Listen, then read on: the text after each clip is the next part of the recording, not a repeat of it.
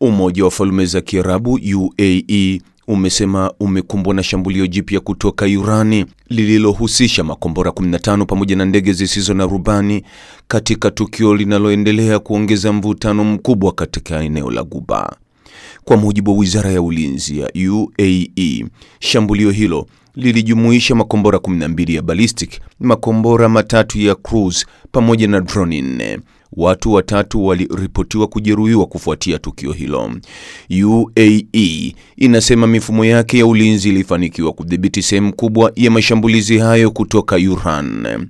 Taarifa hiyo imeongeza kuwa mifumo ya ulinzi wa anga ya nchi hiyo imekuwa ikikabiliana na mashambulizi hayo tangu kuanza kwa mgogoro wa Marekani na Iran Februari 28 mwaka huu, ikidai kuwa imezuia jumla ya makombora 549 ya ballistic, makombora 29 ya cruise na zaidi ya droni 2260.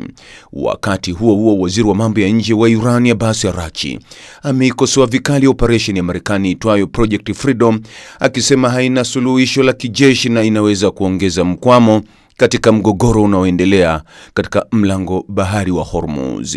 Kupitia ujumbe wake kwenye mtandao wa X, Araghchi amesema matukio yanayoendelea Hormuz yanaonyesha wazi kuwa mgogoro huo ni wa kisiasa na hauwezi kutatuliwa kwa nguvu za kijeshi.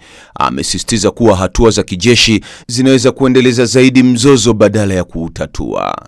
Kauli hiyo inakuja wakati mvutano ukiendelea kuongezeka kati ya Iran na Marekani kufuatia mashambulizi ya hivi karibuni ya Marekani dhidi ya boti za Iran katika eneo hilo muhimu la usafirishaji mafuta duniani.